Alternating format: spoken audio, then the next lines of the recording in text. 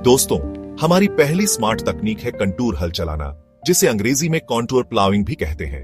Contour का मतलब है समोच्च रेखाएं, यानी समान ऊंचाई वाले बिंदुओं को मिलाने वाली काल्पनिक रेखाएं। जब हम ढलान वाली जमीन पर इन रेखाओं के समानांतर हल चलाते हैं तो उसे कंटूर हल चलाना कहते हैं। इसका सबसे बड़ा फायदा यह है कि जब बारिश होती है तो पानी तेजी से ढलान से नीचे नहीं बहता। हल चलाने से जो नालियां बनती हैं, वो पानी के बहाव को रोकती हैं, उसकी गति को कम करती है। इससे पानी को जमीन में रिसने का ज्यादा समय मिलता है। कंटूर हल चलाने से न सिर्फ मिट्टी का कटाव रुकता है, बल्कि पानी का संरक्षण भी होता है। जो पानी पहले बहकर बर्बाद हो जाता था, वो अब जमीन के अंदर जाकर भूजल स्तर को बढ़ाता है। इससे पौधों की जड़ों को ज्यादा नमी मिलती है और फसल की पैदावार भी बेहतर होती है। ये तकनीक इस बात का प्रमाण है कि कैसे पारंपरिक ज्ञान और वैज्ञानिक समझ मिलकर अद्भुत परिणाम दे सकते हैं। अगली बार जब आप किसी पहाड़ी इलाके में खेतों को देखें तो ध्यान दीजिएगा, शायद वहां भी कंटूर हल चलाने की झलक आपको मिल जाए। हमारी दूसरी असरदार तकनीक है कंटूर बंडिंग, यानी समोच्च बंध बनाना। इसमें हम ढलानों पर कंटूर रेखाओं के साथ साथ मिट्टी, पत्थर या घास के छोटे छोटे बंध, यानी मेड या एम्बैंकमेंट बनाते हैं। ये बंध पानी के लिए एक रुकावट का काम करते हैं। कंटूर बंडिंग का मुख्य उद्देश्य होता है वर्षा जल को खेत में ही रोकना और मिट्टी के कटाव को न्यूनतम करना। ये बंध एक तरह से मिनी रिजर्वॉयर का काम करते हैं, जहां पानी इकट्ठा होता है। जब पानी इकट्ठा होता है तो उसके साथ आई हुई मिट्टी भी वहीं जम जाती है। इन बंधों को बनाने के लिए स्थानीय रूप से उपलब्ध सामग्री का इस्तेमाल किया जा सकता है, जैसे कि मिट्टी, पत्थर या फिर घास की कुछ विशेष किस्में जिनकी जड़ें मिट्टी को मजबूती से पकड़ती हैं। इससे लागत भी कम आती है और ये पर्यावरण के अनुकूल भी होता है।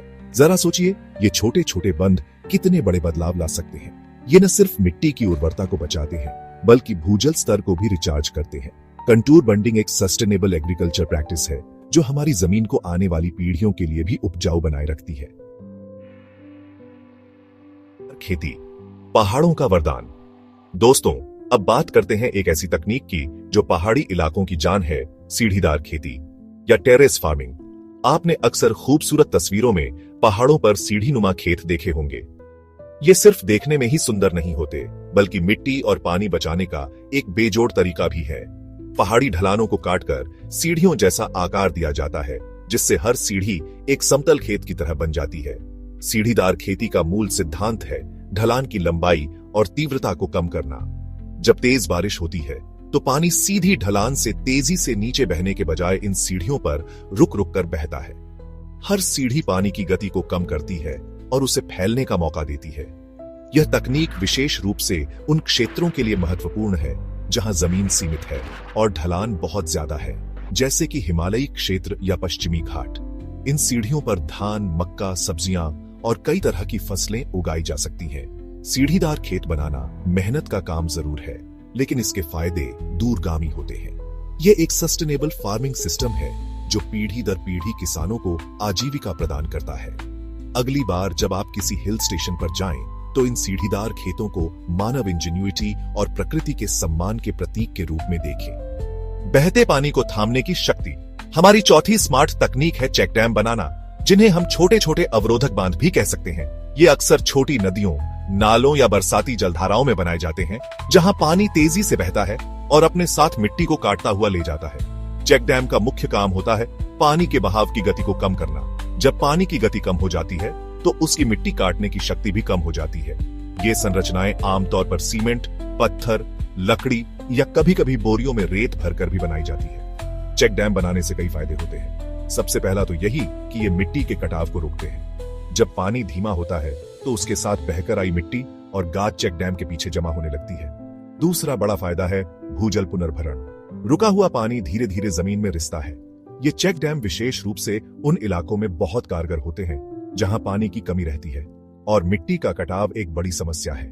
ये एक तरह से स्पंज की तरह काम करते हैं, जो बारिश के पानी को सोख कर धीरे धीरे छोड़ते हैं। छोटे पैमाने पर बनाए गए ये चेक डैम स्थानीय समुदाय द्वारा मिलकर भी बनाए जा सकते हैं। दोस्तों, अब हम बात करेंगे कुछ ऐसी तकनीकों की जो सदियों से हमारे देश में इस्तेमाल होती आ रही हैं। हमारी पारंपरिक जल संरक्षण प्रणालियां। ये वो देसी जुगाड़ हैं जो हमारे पुरखों ने अपने अनुभव और प्रकृति की गहरी समझ से विकसित की। हर क्षेत्र की अपनी भौगोलिक और जलवायु परिस्थितियों के अनुसार अलग अलग प्रणालियां विकसित हुईं। जैसे राजस्थान के सूखे इलाकों में जोहड़ और टांके बनाए जाते थे। जोहड़ मिट्टी के छोटे छोटे बांध होते थे जो बारिश के पानी को इकट्ठा करते थे, जिससे भूजल रिचार्ज होता था और मिट्टी का कटाव भी रुकता था। इसी तरह तमिलनाडु में एरी यानी टैंक सिस्टम बहुत पुराना है। हिमालयी क्षेत्रों में गुल और कुल जैसी छोटी छोटी नहरें बनाई जाती हैं, जो ग्लेशियरों और झरनों के पानी को खेतों तक पहुंचाती है और ढलानों पर पानी के अनियंत्रित बहाव को रोकती है। मध्य भारत में बंधारे और हवेली सिस्टम भी जल संरक्षण और मिट्टी के कटाव को रोकने में महत्वपूर्ण भूमिका निभाते रहे हैं।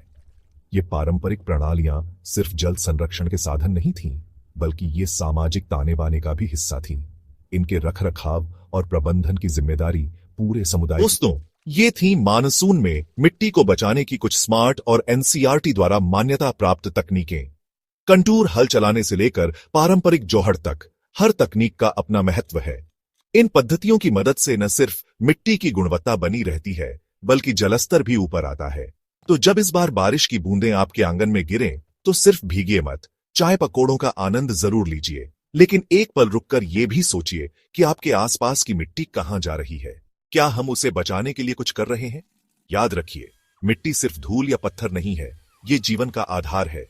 अगर आपको ये जानकारी उपयोगी लगी तो इस वीडियो को लाइक जरूर करें। मोनोस्फीयर को सब्सक्राइब करना न भूलें, ताकि भूगोल से जुड़ी ऐसी ही दिलचस्प और उपयोगी जानकारी आप तक पहुंचती रहे। और हां, कमेंट में जरूर बताएं आपके इलाके में मिट्टी और पानी बचाने के लिए कौन सी पद्धति अपनाई जाती है। धन्यवाद। जय हिंद।